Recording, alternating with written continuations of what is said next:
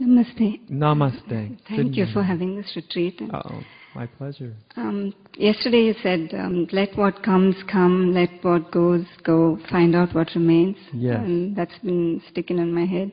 I was wondering if you could help us find out what remains. What remains? Okay, let's look. Okay? So you've lived a few decades so far, right? And have you noticed, don't try to figure it out, because there is no figuring this out. But just notice throughout your whole life how much has changed. How much you've changed. Right? A lot of change. Yeah, there's not, I know. it's gone. We're getting there. Now can you also notice that something about you has not changed? The whole time. Something about you is the same now as it ever was. Yeah. And I mean even when, as little as you can imagine. Mm-hmm. You may not understand what that is, but you know that intuition, something about me is the same as it ever was. But there's no name for it. That's right. There's no name for it. Names have been given to it, but ultimately there's no name for it. And it's that within you that has always been the same. Always.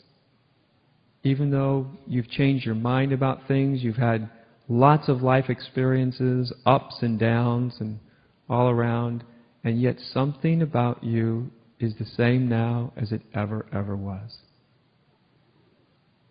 And you just sense that. Don't think about it. Don't try to capture it. Just notice it. Yes, there is something that's always here. I don't know what it is. I don't know how to describe it. You don't need to. Just sense it. And when you by sensing of it, you're actually giving attention to this other dimension of being that I'm talking about. Just by sensing it. You don't have to figure anything out.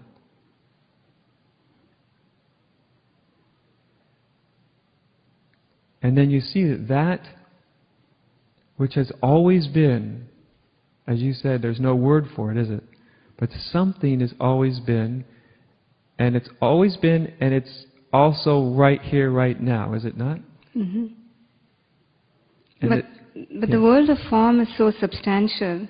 Like, what comes seems like I can see it.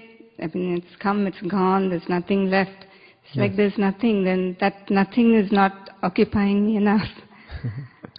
It's very elusive. I see. So it's not satisfying. So it's easier to be in the world of form. But then that disappears, and there's nothing left. Yeah. So there's neither this nor that. Yeah. So what to do?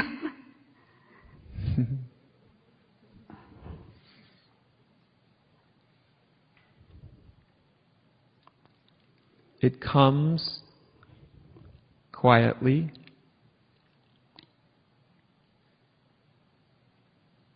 softly. It's easily dismissible. The mind and me would say, it's not entertaining enough, it's not alluring enough, it's not interesting enough, I want more. And so it discards it. And it looks for more. And the problem is, at a certain point, it doesn't find more. Right? It only can go back into its pursuit of stuff and things and experiences and all the rest. It's like you can put your little toe in a swimming pool and you can feel the water, right? Mm-hmm. And you can say, well, that's nice, but I'm really hot. And my toe in the water isn't really cooling me down. So I think I'll take my toe out of the water and look around for water that's cooler. You see, where are you going to go? So what I mean is sometimes you just touch upon the timeless. And we think, our mind concludes, that's it? That's not enough. Where's the bliss? Where's the love? Where's the openness? And it's like, well, you've got your little toe in it. Perhaps if you stay with your little toe, even though that your ego says it wants more, perhaps by staying there, you'll be taken completely into it. Because there's a difference between having your toe in a pool of water and jumping in the pool of water. You see what I mean? It's the same water, though. I can lead you to the water. I may even help you put your little toe in it. I can't necessarily push you in. Right?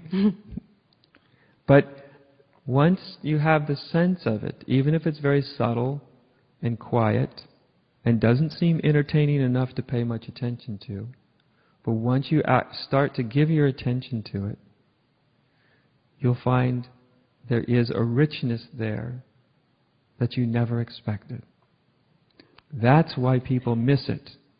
Because it's so obvious, and yet at first glance, it's not very entertaining. And even if the richness is experienced at some point, even that leaves. So even that, it comes and then it goes. All experience comes and goes. Yes. But by giving your attention to this little thing, it may start as have a certain experiential quality, but it takes you beyond experience. So you recommend a regular practice of meditation every day? I may recommend a practice of meditation all the time. All day.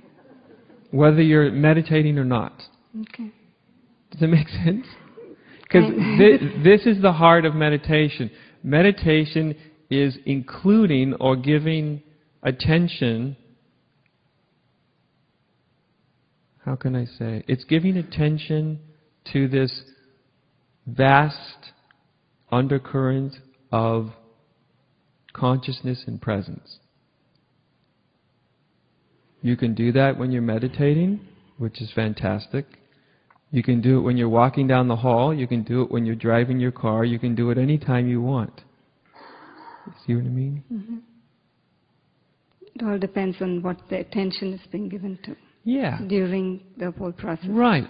It just depends on... And there's a time period for quite a lot of people where, our mind is addicted to form. Mind is addicted to thought. Right? Yeah. It's addicted to tantalizing thinking, tantalizing experiences. The world of form is very addictive by nature. And entertaining. Right. It doesn't mean to avoid it or run away from it. You can't do that. But when you see that, what does an addict always want? More of the same. More of the same, right? Yeah. If you're addicted to alcohol, more. Drugs, more. Food, more. If you're addicted to a person, more. Whatever you're addicted to, I want more and more and more and more. And if anything else comes along, the addict says, well, that's nice, but I want more of that. Right? Yeah. And so human beings, by and large, it's not only that they're identified with the world of form, but they're actually addicted to it, which is a deeper attachment, isn't it? Yeah. And when you're breaking free of an addiction, what does it feel like? Painful. Yes. You feel like, but I must have, you see, I can't be happy unless I have what I'm addicted to, right? 5 minutes before you could have been saying, yes, I see the addictive quality and I must break this terrible addiction and it's awful, and but then you get a few moments away and the anxiety of the addiction comes out and says, no, it wasn't that bad. This quiet little presence thing, the vastness of all eternity. That's one thing, but you see, who knows? Yeah, who knows, right. That could end up to be terrible. Who knows, right? This is solid right here. At least I know and I'm this. happy enough, yeah. There you go, right? At least I know my addictions, right? Eternity, I don't know. Can't know. You see what I mean? So just by seeing this, you just by seeing it, you see, not even trying to solve it, but the more you see, the more conscious it all becomes. Quite naturally, you just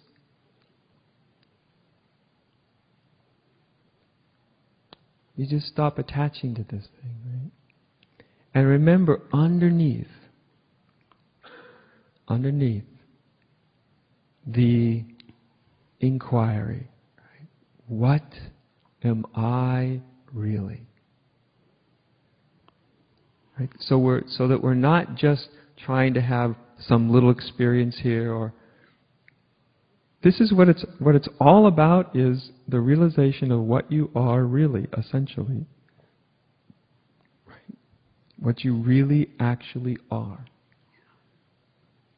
Yes.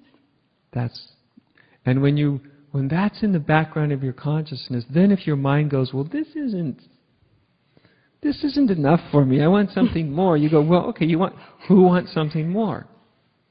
Who wants something more? Right? So then you see, it breaks you out of the cycle of, is this good enough for me? Is it enough, or is it not enough? It goes, there's a deeper question. The deeper question is, really, who are you? What are you? And when you follow that question, it keeps throwing you back into the deathless, that timeless presence. Okay? Thank you. Enjoy yourself. Thank you. Okay. Good. Yes.